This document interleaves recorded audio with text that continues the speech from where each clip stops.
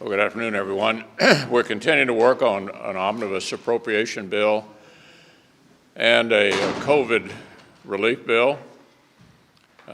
My view, and I think it's a view shared by literally everybody on both sides of the aisle, we can't leave without doing a COVID bill. The country needs it.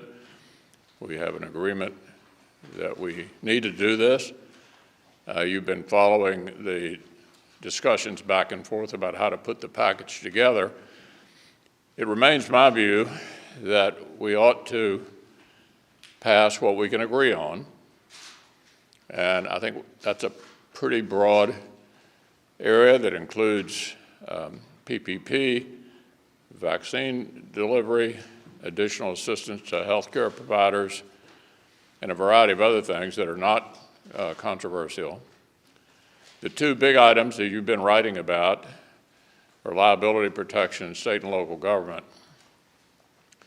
Let me say this about liability protection. This is not just about businesses. It's about universities.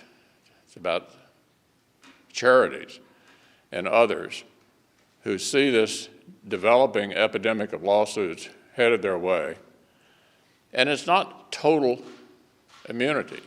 It wouldn't protect you if you were grossly negligent or engaged in intentional misbehavior. But if you weren't, this is a one-time liability relief related to a once-in-a-100-year pandemic that kicks in for a period of time and then goes away.